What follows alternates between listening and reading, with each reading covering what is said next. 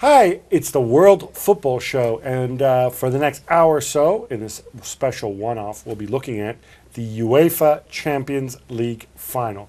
I'm Gab Marcotti, and I'm privileged that you're joining us, but not just me. I've got my co-host here, my little sidekick, Mina Rzouki, and of course, Mina, we have a special guest. It's the very handsome and knowledgeable Andy Brassell. How about we start? Yes, Andy does deserve applause, but we don't have a studio audience today. So let's reserve our applause for Chelsea and Bayern. First off, does it bother us that we have two teams that one of them finished sixth, the other one finished second this season? Does that affect our enjoyment of the Champions League final?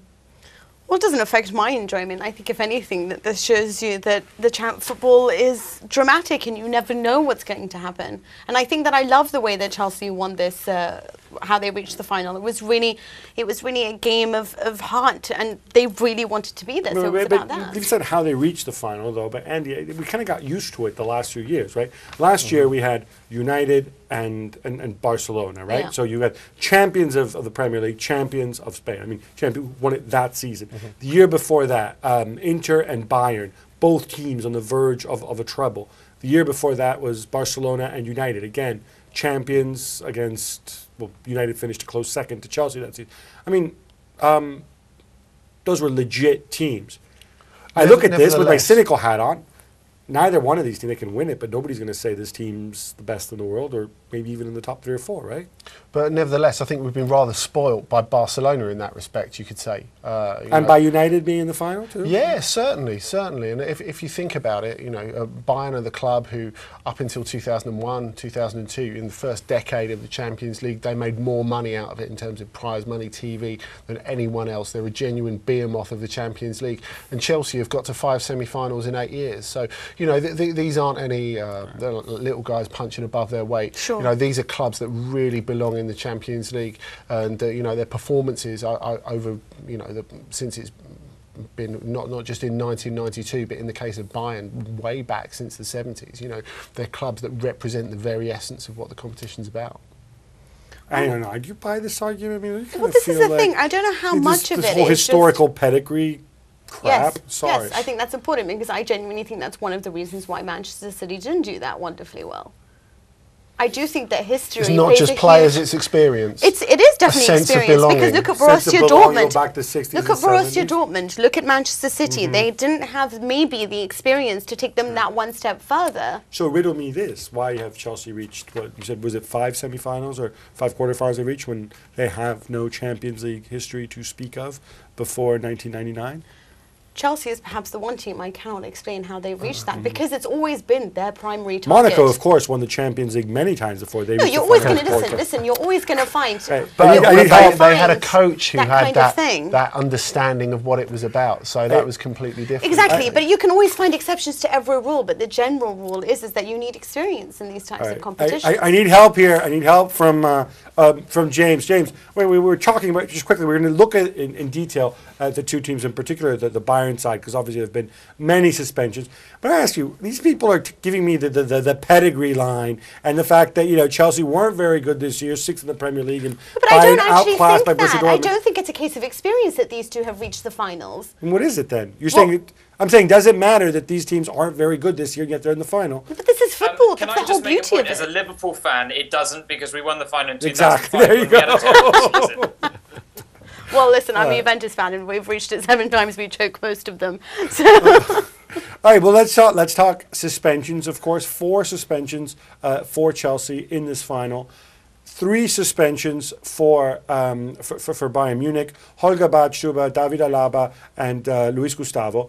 Now, I think I'm going to throw this out there: the Bayern suspensions hit hardest because they all kind of hit the same position. I mean, Badstuber, Boateng, you would expect to be the first choice partnership. Badstuber's out. You would expect Luis Gustavo to play in central defense, but he's suspended too. Daniel van Boyden's the other option. He's been out since January, came back, played an hour or so, right, on Friday for the Bayern Munich amateurs. No idea if he's going to be fit. They may have to play Timoshuk Unless, of course, there's Breno, but he's going to prison, or he's on trial facing 50 and I years. wouldn't play Van Boyten either after what happened to him in the last Champions League final, especially if he's not 100% fit. So you're kind of left with Natalie Timoshuk, really, as the only option. And I think you're right in saying they're the harder-hitting ones. At the beginning of the season, had you said to Bayern, OK, you're going to play a Champions League final without these three players, they probably would have only blinked an eye at Bardstuber being missing. But now Gustavo and Alaba, especially after what they did against Real Madrid in the semi-finals, proved that they were very key players to that victory overall, and they will be missed. Ultimately, Rafinha will come in at right back, and Lahm will probably shift over to left back. Well, actually, I'll ask you about the fullback situation in a minute. But Andy, I want to ask you, Anatoly Timoshuk, what, a 5'11", 33, 34-year-old, slow Ukrainian holding midfielder up against the man-child that is Didier Drogba. Yeah. That's a huge mismatch, isn't it? I mean, you have to say Van Boyten physically is made for it. Yeah, but Van Boyten couldn't catch Drogba if Drogba was hopping on one leg, though. That's the flip side. Yeah, of but that. he'd still be a better choice. Yeah, I think the problem, and I'd love to take this back to James actually, is that I think Timoshuk is really needed in midfield, especially with Gustavo not playing, because Toni Kroos, when he's played deeper, both for Bayern and for Germany, he's not the full ticket. He's about being further up. He's about replacing Müller. He's about the mobility that he can give. And of course, Chelsea have got their own defensive problems. So don't you think it's more important, that especially as Bayern are at home, especially as they've got that momentum behind them, that they really go for this game, have Timoshuk in midfield and Kroos in front of him?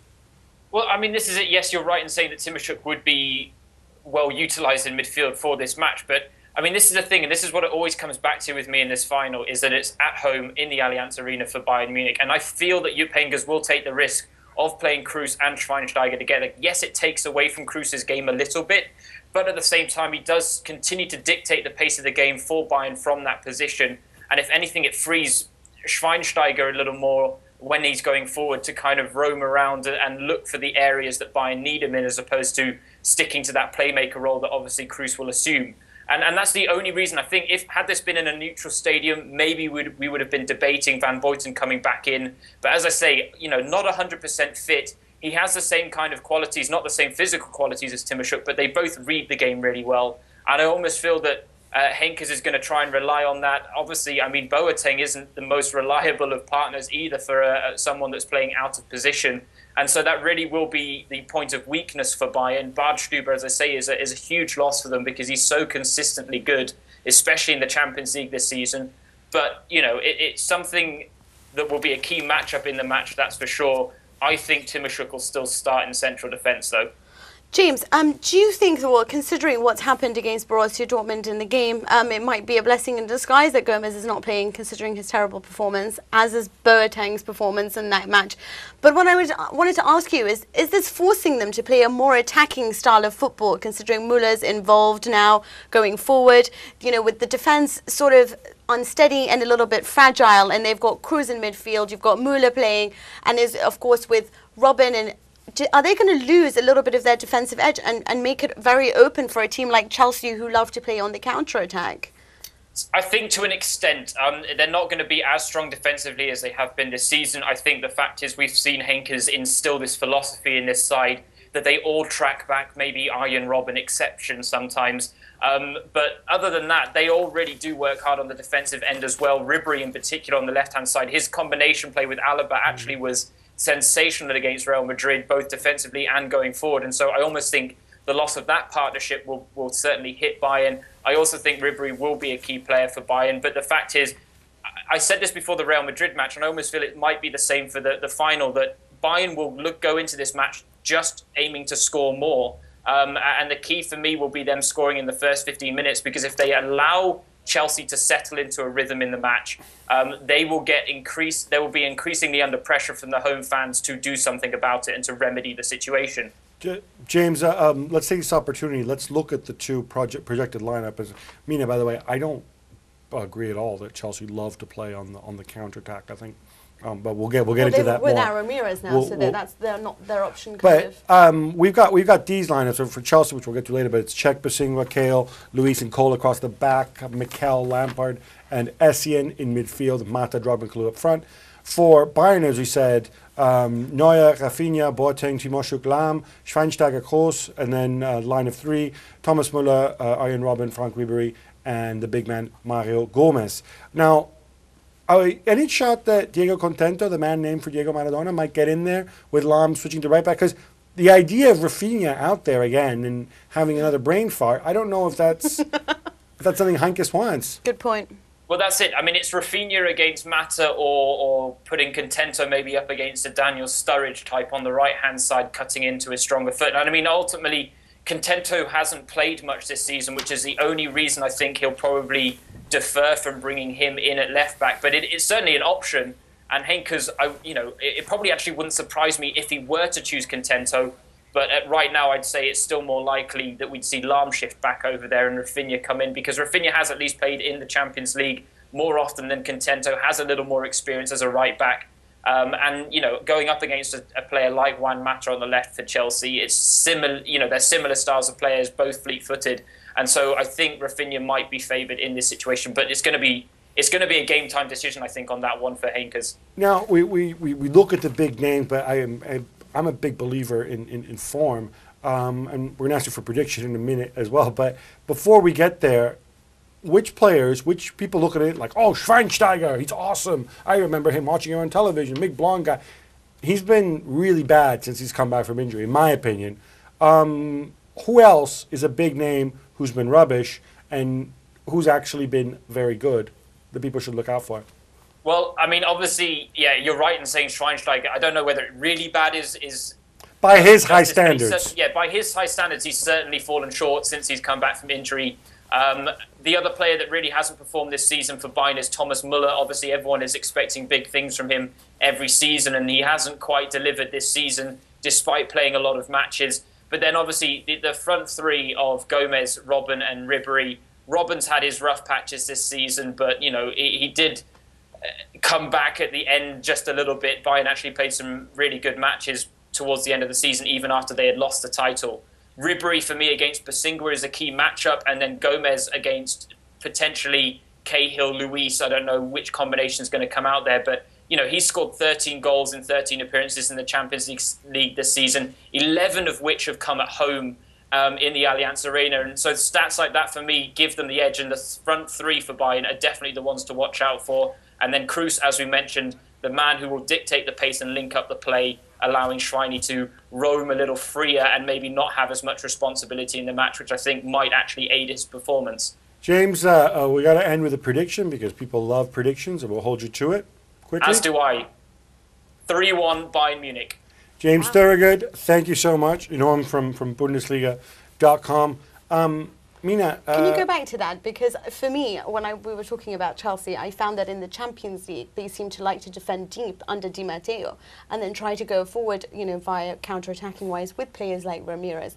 You don't think that's how they've really been playing? I don't think it's part of Chelsea's DNA to do. Certainly not part of Di Matteo's DNA. I don't think that's DNA. part of that. They don't have so it's circumstance rather than choice. I think it's been circumstance, and I think as Ramirez. Such, do you not think that's what they're going to do against Bayern? No, because Ramirez and Mirallas aren't there. I think he's very big on having the what he calls two-way player who can who do that. I mean, I think Mirallas is a great player. I don't think Di Matteo thinks Mirallas is a big player, but he does that what the Spanish. So what will be their tactic then? Well, I haven't spoken to Di Matteo, but Bartes hasn't told me. But I think they're toying with the idea of actually exploiting the fact that Bayern are so undermanned at the back, and if they do go with the three-man midfield, I think it's going to be more geared towards pressing and winning the ball, and trying to make sure that Lahm and Rafinha don't get forward at all, leaving Kalou up there and just getting a lot of service into Drogba, and not really going and sitting deep. So it's a case of, they can't really sit deep because Bayern will rip them apart. Well, in some ways, though, Andy, there is a logic to playing deep because you don't want to leave space for Robben and Ribery to run behind. Yeah, and creating that siege mentality that's got them through so far, really, certainly against Napoli, to a certain extent against Benfica when they were completely outplayed for a lot of that game, even though Benfica had 10 men in the second leg at Stamford Bridge. And certainly the Barcelona is the obvious one. But for me, I think that the important thing is that Bayern just don't go too gung-ho. They don't get carried by the occasion. They don't get carried by the fact that they're in their home stadium. I think certainly with the defensive problems they've got, and certainly getting that defensive two, the defensive two midfielders, the blend of that right, and why I would say Timoshuk being there is very important for control. But you play him there though, what do you do? Have a gap and if you play him there, you have to play Van Buiten. I think Van Buiten's worth the risk. I agree. And you put Boateng on Drogba. And you don't play but Muller. I think controlling Mata is the most important thing, because he's going to drift into the centre. So to have those two central midfielders right, I think is very, very important. Yeah, I agree with that. Well, plenty more to get stuck into. We're going to be back in a few when we'll be speaking to former Chelsea legend, Pat Nevin.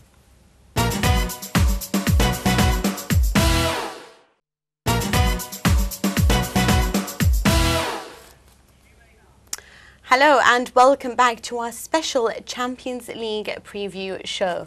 Now, we've discussed Bayern in detail. We're now going to move on to Chelsea, and I believe that we have Pat Nevin with us to discuss their way forward and what we think will happen in the teams that they've deployed. Just a quick one from you guys. What do you think will be the team that will start? Are you happy with the midfield and defence choices? Well, I think they're limited. I think they're going to have to change things around. Really interesting. I think he's expecting a lot out of Michael Essien between now and the week. Essien's not had a great season. On paper, you would expect Essien to start given the suspensions, but I'm wondering if he might not be tempted to find a different solution, perhaps stick with that 4-2-3-1 with Lampard and Mikel in front of the back four, and maybe Malouda doing the Ramirez role, which is a big ask, I know. Mm-hmm. But, quality-wise, maybe. But is Malouda fit?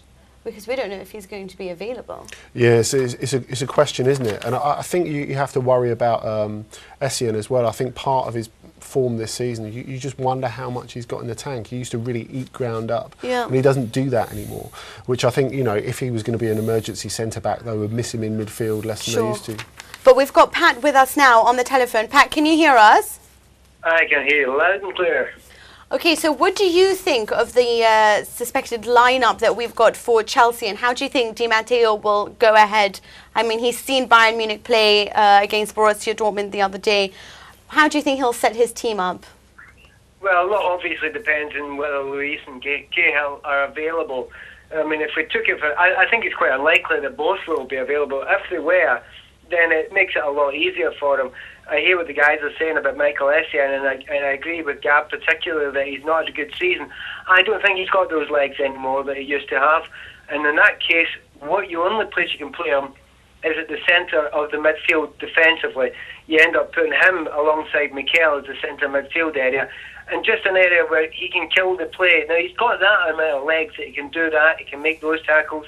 He reads the game quite well as well, and he's got a decent amount of power, but to ask him to go and do a normal midfield role, which he used to do, get up and down the pitch, I don't think he's got that against the top quality players anymore, and I'm not convinced he'll ever have it again with the two injuries he's had before and his inability to get to that sort of level anymore.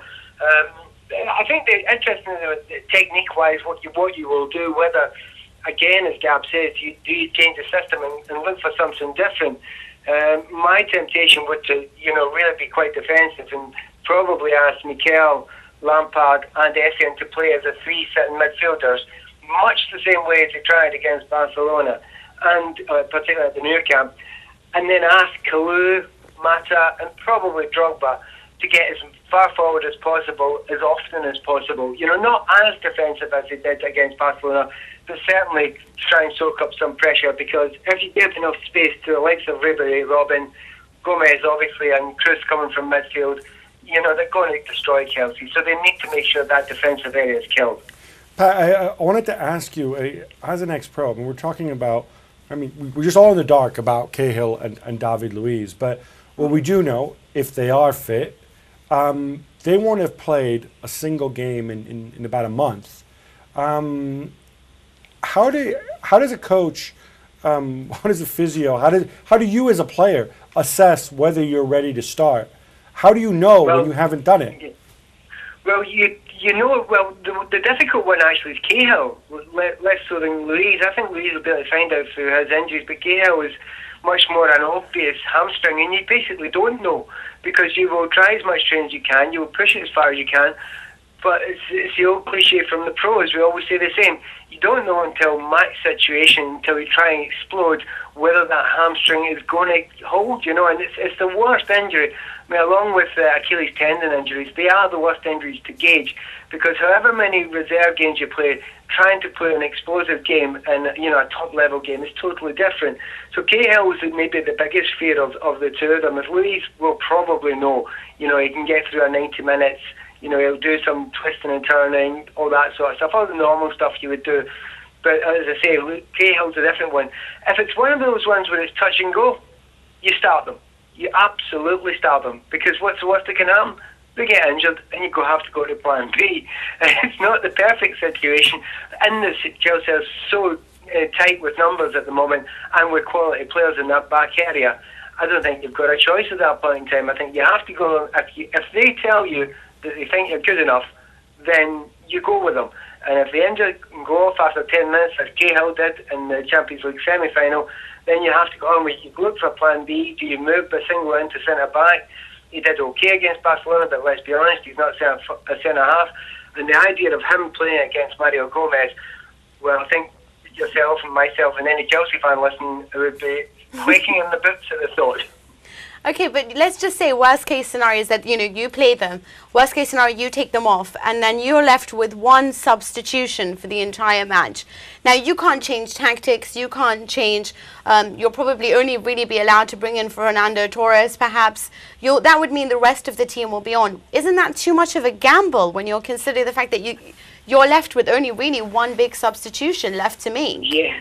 It's a massive gamble. You're absolutely right. And the only way you can do it is trying to have some players on that field who are, you know, who have got transferable skills. Now, one of them, as we say, is Essien. He's got transferable skills. He can play at centre-back. Basingwa's got transferable skills. He can play. He can move into centre-back. But you're right. It's a massive chance to take. And it's whether he takes the chance with both of them. You know, it's one of those ones, if it's a 60-40 chance, you know, you're not maybe taking it. If it's a 70-30 chance, you maybe take it. It's a really difficult one for the manager to go with. The one, again, another positive on his position, if you play a slightly more defensive, negative game, then you won't be stressing it too much too often. You won't be running 100 miles an hour for 90-120 minutes. You will be doing it, you know, from a defensive position. That's why I mentioned the fact that Essien might be a temptation, because you will not be asking him to put the miles in. You'll just ask him to do a defensive job. And the same you could maybe say about Luis and Cahill, although I can hear you thinking it right now. Try and ask Luis to play within himself. I can't imagine he's capable of doing it.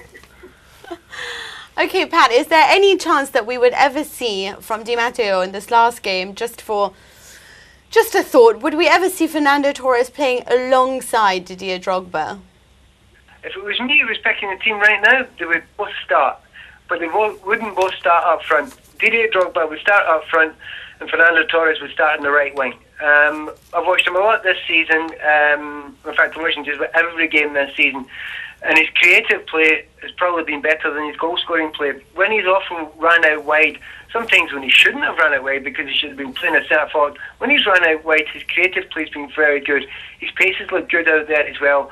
If it was a choice between him and, say, Sturridge, and I played in the right wing and the left wing myself for the vast majority of my career, I would take Fernando Torres every single time. And I know everyone thinks of him purely as a centre-forward, but I remember Gary Lineker getting stuck out in the wide areas for Barcelona when he went over there, and he did a good job. Not a wonderful, phenomenal, best winger in the world job, but a good enough job. And if I had to choose between Torres and, as I say, Sturridge, or maybe even Kalou, I would be going with Torres, because the other thing you have to look at is, I'm sure you have talked already about Bayern Munich. If Bayern Munich have got a problem, they've got a problem in defence. You know, the players that they're missing, we know for a fact that they're going to have Alaba out and Badstuber out as well. Gustavo can play in a kind of more defensive role as well. You have to try and get to them. If you're going to win a Champions League final, the likelihood in this game, with so many defenders missing in both sides, is you're going to have to score a few goals. Have Torres on there and ask him to do a work, because the other thing about him, again, anyone who's watched him this season, he's not afraid of hard work. He sometimes actually works slightly too much more in a defensive way than he should do when he's playing up front. You put him in the wide areas, I think he's quite capable of doing the job. And don't be surprised if it actually happens, because quite a few times this season, when Didier Drogba has been brought in extremis, they have moved Torres out to the wide areas, and I think he's looked quite good. Pat, I actually would agree with you entirely. I would play him if it was up to me. But just quickly, if I was to ask you for a prediction, what would you say? I hate being asked this now because we asked predictions of the game at the Nou Camp between Chelsea and Barcelona, and I was absolutely full on 4-0 Barcelona, easy, no problem at all. And do that again. This one, my mind tells me absolutely the Bayern Munich, with everything going for them, are going to win this, and quite comfortably, maybe 2 or 3-0. I'll stick with that in the great hope that I'm wrong. Okay, thank you so much for joining Cheers, us Pat. on the show. Thank you to Pat Nevin. Thank you. Right, after the break, we'll be discussing the route to the final. So we'll see you then.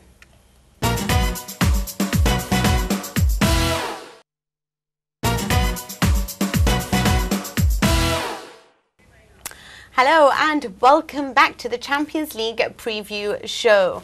I'm Mina Rzouki, and now we're going to talk about the road to Munich, with both Chelsea suffering a somewhat less terrible group than what Bayern had to go through, being in a group that included Manchester City, Napoli and Villarreal.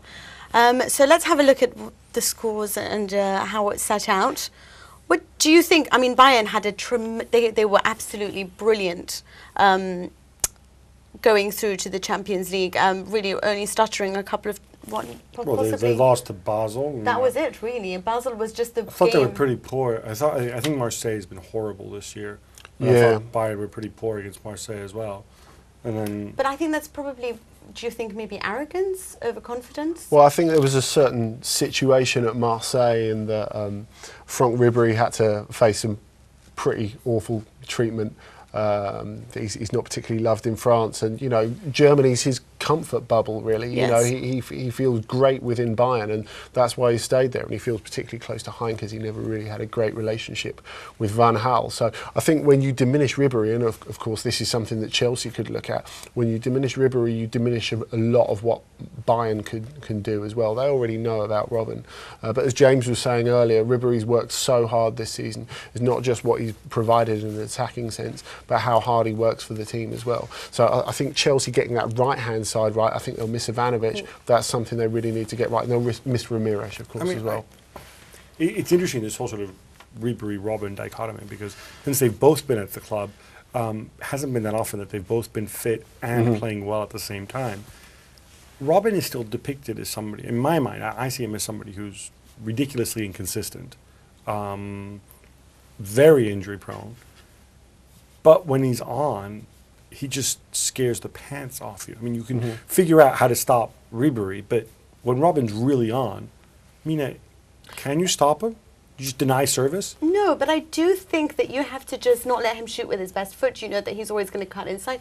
He has traditional ways of playing in the way that, it, you know, perhaps you can stop it. I mean, Eladio at the time wrote on Twitter that the reason why Mourinho didn't like him is because he didn't think he had that winning mentality that was so important for a Mourinho-led team.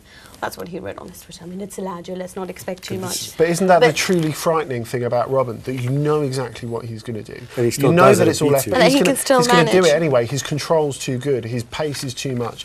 And the fact that he can come really, really deep and pick the ball up and start a run makes it very, very difficult to stop Andy, him. why is he so inconsistent? Because one theory is that his body is just, he's a great athlete, but everything's so finely tuned and so fragile that anything less than 100% in his performance really drops off. I think that's part of it, and I think you have to look at the fact that his attitude's been really questioned at every club he's been at. And I think if you go back to, as you say, Mourinho questioning his commitment, you had the same thing at Real Madrid as well, where you know he didn't really make that effort to respond and encourage young players as he should have done as a senior pro. Marcelo is a very good example of that. When they were playing on the left together, he didn't really get much change out of Robben. And obviously he's had his issues in the dressing room at Bayern as well, but he's got to a point where but not just with Ribéry, but with quite a lot of the other players as well. But you know, you have the sense that Heinkes is this pragmatist, so his caprices are tolerated and he can get the best out of him whenever he's fit. I mean, Bayern, so they got rid of Van Gaal because Van Gaal was a genius. Because I sort of see this, I want to throw this out to both of you, see there's a bit of a parallel here, right? So Van Gaal was, I think we all agree, is a genius with a pretty nasty personality at times who will clash with his players. And he was replaced by a guy who's generally seen to be laid back and a nice guy and sort of a player's coach and quite popular with the players. At Chelsea, Villas-Boas was a genius, a wunderkind genius in his own way, who also had issues of how to relate his ideas to the players and had that bit of an edge. And he's replaced by Di Matteo, who's, again, certainly maybe not the fuzziest, warm and cuddliest guy in the world, but certainly very laid back, cool, and also because he's not that much older than a lot of these players, perhaps also kind of more in tune with the players than certainly more so than Villas-Boas. Is that parallel there? I think there is, because I think you can both see the machinery of the club running things rather than an old style dictatorial manager, and so the players have so much more of an input on the actual pitch and on the tactical side of it. And I think that's really interesting, and that's the way it's going to have to work for this. And I think it's going to be a really great final, just because it's so short-termist. What both of them are running, it's so short-termist. But then again, if you talk about club machinery, Mina, at Bayern, you have a machinery, Hoeneß and Rummenigge This and is what I mean. You're talking Chelsea, about it. You there don't is no have machinery. that. You have this one coach who has, power, and he has sort of, unilaterally he makes all the decisions. Whereas with Bayern, they're such a well-run club. They're owned by the fans. Over 80% is owned by it. It's a different ideology. Not really owned by the fans. It's just a lie they like to tell us. But go ahead. But really, is that a lie? Don't you think about there's similar structures, but in different places in the club. So it's the power structure, the arrogance, the people who run it are upstairs at Bayern, whereas they're on the pitch at Chelsea. Yes, that's true. That's it. That's also true. And that's why they made this transition, though, from the tactical visionary to the guy who sees the pragmatist. Now, I would argue that Di Matteo, though, is also something of a tactical visionary. And we've or certainly a guy who plays progressive football. I agree with that. I met a lot of footballers. He is definitely one of the most intelligent people I have ever met in football. And because he's more soft-spoken, it doesn't show out. But Mina, how many footballers, after they retire as zillionaires, spend their sort of weekends studying to get an MBA? Not many. No, you're right about that. Juan Mata's doing it while he's playing. So we have to give him credit for that. And that's why he'll be the player who will win the final. But that's quite, a lot of, anyway, but that's not what I'm talking, you were talking about the parallels between them. But with what you say with Bayern Munich is the fact that they've got this laid-back coach and this, this wonderful sort of, coach who has developed these relationships with his players. But it's still, when you look at Bayern, you still think of it more as these individual talents that can create moments of magic. Whereas when you look at Chelsea, that's perhaps not how you define them. Out went Villas-Boas, in came Di Matteo, who created more of a team unit. More of a system. More of a system. And it's, in fact, kind of opposing to what Bayern have. So it's still similar managers, but kind of what they've created is a little bit maybe perhaps perhaps it's a good different. point, but I'm wondering, isn't that a bit of an indictment of Heynckes?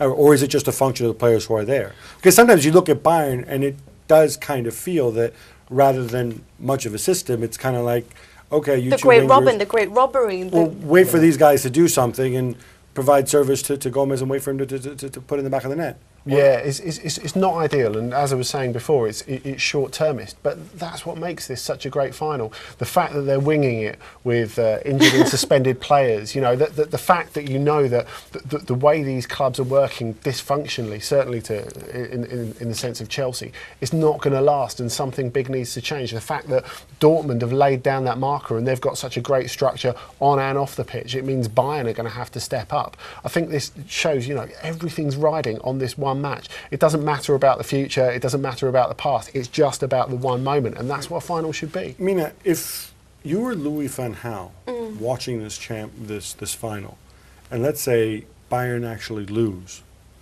would you feel vindicated? Would you feel that, okay, surely now they must treat Heynckes the way they treated me and just sack him immediately and start over?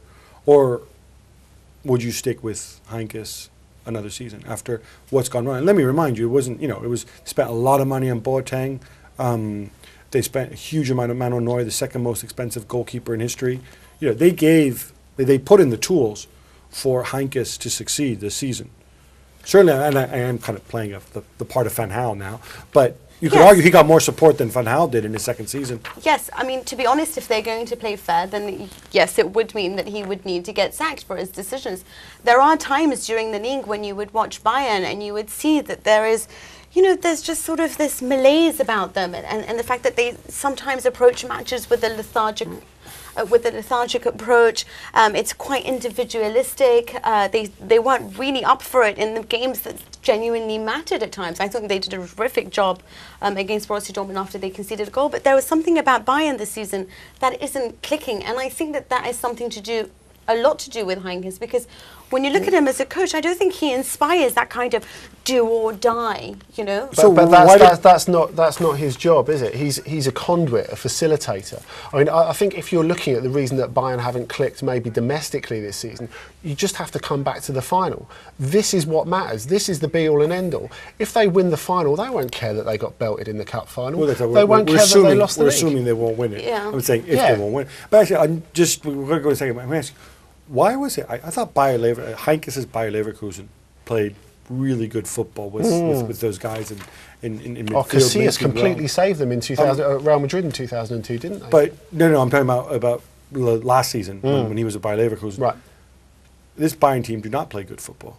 I would disagree with that. I think you don't think so? They don't play. I mean, in terms of organized team football, the way they did. It's the same manager. It's a different team. Is it really? Has even Heinkes struggled? I mean, has he been forced to be the facilitator when in fact he'd like to maybe give it more of an identity? Well, he's someone who knows what Bayern's like. He's managed them before, of course. So I think he's gone in with his eyes open, and he knows he's going to have to be that sort of coach. They've got him in because they know he's not a dictator. They know he's not a Van Gaal. They know he's not a Magath. So it's a different approach. And it certainly worked at the start of the season when they were playing very well. They looked as if they would sweep all before them, especially because Dortmund had the stuttery start.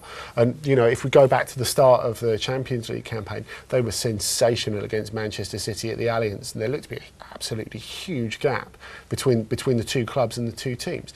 But I think, you know, you have to look at how that's panned out over the season, and it has been difficult for him. I think you have to look at squad depth. I think that's been a difficulty for him as well. Yes. But with Bayern, it's not just about getting everyone on side, because there was almost a new manager bump what they had at the start of the season. I think they have to give this more time to see how it's going to pan out. They can't just sack him and go straight back to another dictator. It won't work, I don't think. That is true. What Bayern does is going to be interesting to see. But we will come back after the break and we'll be taking a nostalgic journey down the best games of the Champions League. We'll see you in a few.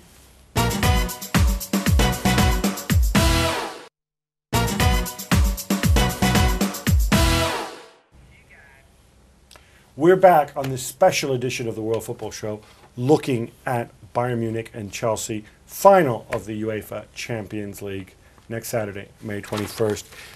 Mina, as neutrals, I think everybody knows your footballing allegiance. So You've made sure of that. You don't really have a dog in this race, or a horse in this race, or any kind of animal. But neutrals want, they want a classic final, something that we're going to talk about for a while. To me, I see a final with a lot of goals in it, which is a bit counterintuitive, perhaps, because there's also supposed to be cagey affairs. But I look at the way these two defenses are, and I think to myself, how can you not score? Do you see a good final? Are people in for a treat, or will it be sort of Valencia against Bayern from 2001, that level of dreariness? I don't think it's going to be like that. I think it's going to be a case of, it's going to be a little like that Chelsea versus Liverpool game in the semi-final a few seasons back, where it was just a case of bad defenses. There were many Chelsea versus Liverpool ones. The 4-4. The 4-4. The one that we were awake for. No, the 4-4. I remember I was in Stamford Bridge at the time, and So I just was thought I. it was a case of bad defenses, bad football, but real great excitement, and I think that this is how it looks at the moment with how many absences they've both got, suspensions. I can see a lot of goals. I can't see very many defenses. I think luck is going to play a huge part in this, because I think a lot of that is the reason why certain teams have reached where they have. So I do think it's going to be thrilling. It might not be the very best on a technical level. Well, you could argue the same going back through a lot of Chelsea's campaign, couldn't you?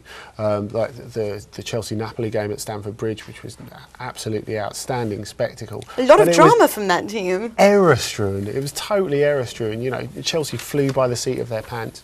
And, you know, I think you can expect something similar. Like Bayern are very fallible as well. You know, I don't think their defence is the best at the best of times, even though they've got a far improved record this season. But do you buy that argument that when you have an evenly matched final that's not error-strewn, people start sniffing and saying, "Oh, it's boring because nothing's happening"? Well, of course they do, because a Champions League final is more than just a football match. It's meant to appeal, like almost like a World Cup now, because it's got such mediatic status. It's meant to appeal to people beyond people who are obsessed with football, like us. You know, it's meant to be something that entertains, something that convinces people who aren't really that into football. So basically, you either need one side hammering the other, like Barcelona and United last year, or you need a load of goals and, by definition, a lot of mistakes. I think of the 2003, everyone basically fell asleep during that final between Juventus and I thought it was Milan. completely riveting, actually. I was there. Maybe it was different. You see, for me, I thought that was a fantastic... But I like tactical football. I thought it was a very Isn't that the difference between tension and entertainment? There's a difference? Yeah, certainly. You have to have some vested interest in it. So I had zero vested interest. Whether that's I was trying to figure out a way for both teams to lose, actually. But I think that tells you about allegiance. but I don't know. I think I think to the really casual fan, obviously, you want to see teams take risks and things like that. So what is a classic final for you? What's been the, this is the great moment? Well, when before we introduced the segment, we had to come up with our classic finals, and I was thinking about it, and sort of the most exciting Champions League final I've been to was in Istanbul. Yes. But that was full of mistakes. But you had drama and all the other ingredients. The other one that often gets mentioned, which was the AC Milan. Well, actually, two other ones. One, the '99 final, Bayern against Manchester United, where United basically didn't show up for 80 minutes, and I think even Sir Alex would admit he got his tactics completely wrong, and Bayern hammered them, and then you had that incredible turnaround.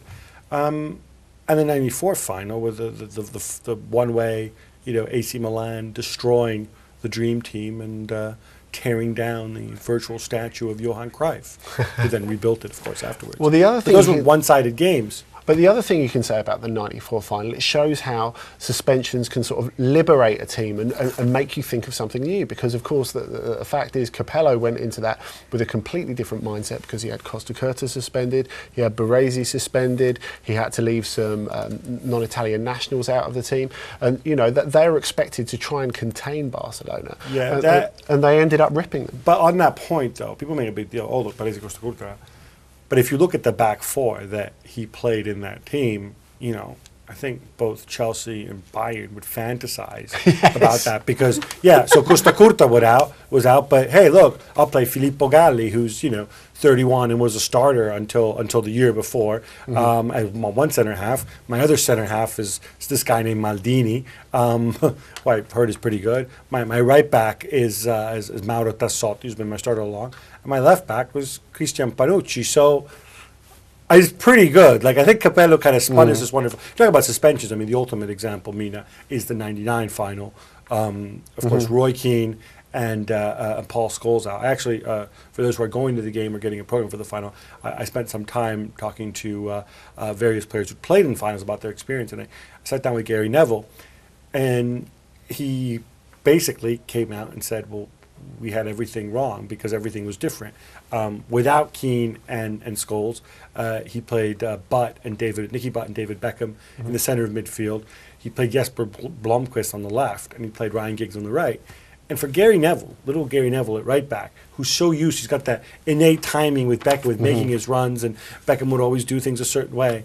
He says, for 80 minutes, I had Giggs in front of me, and I had no clue what the guy was going to do. And, you realize sort of especially when you've got some of those well-oiled partnerships. And in fact, the last 10 minutes of the game, Beckham moved to the right-hand side, and all of a sudden, United clicked. It wasn't just those two dramatic goals at the end. So that sounds to me like that was your favourite final.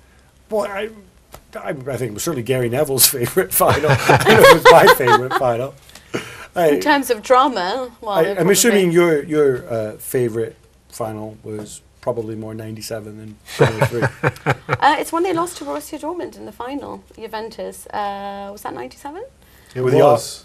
It was, in fact. Lars Ricken. Actually, to be honest, I love 98 simply because I thought losing in finals. I did. It was weird. It was cathartic. No, I wasn't a Juventus fan up until the final of 97 because Del Piero came off the bench and scored that wonderful goal, and I thought I've got to support this team.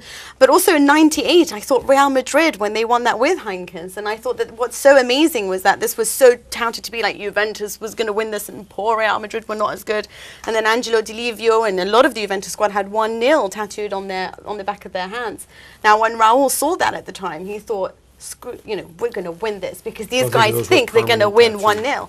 They went there and they had this sort of like possessed feeling that they had to win this, and of course they won their Septima. It helps when Mijatovic scores a goal. It's clearly offside as well. But of course. I don't understand why Di Livio didn't learn from his mistake of 97, because I spoke to Paul Lambert some years back, and he said while they were waiting in the tunnel, he was standing opposite Di Livio and he just opened his palm and he had 3-1 written on it. So why would you do that 2 years in a row? I mean, admittedly, he did get the score right twice, but still.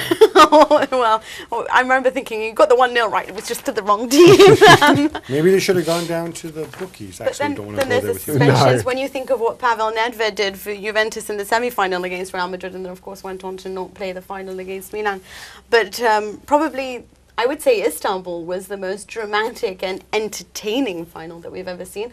But predictions, guys, what do you think is going to happen now? If it was up, what do you think? How do you see this going about? Well, Chelsea have been on the seat of their pants throughout. Maybe they'll do it one more time. 2-1 to Chelsea. Really? You think Chelsea will lift this and John Terry will have his hands on the... He will. Well, fortunately, he'll have plenty of breath to sprint up those steps and pick up the trophy at the end of it. Mina, your prediction? We're all waiting with bated breath. 3-2 to Bayern Munich. 3-2. Well, I'm going to go with 3-2 as well. Thank you, Andy Brassell, Mina Rzouki. Now, notice I said 3-2. I didn't say to what team. I don't like to be forced to make predictions, and since I'm closing out the final segment, that's my prerogative. Take care.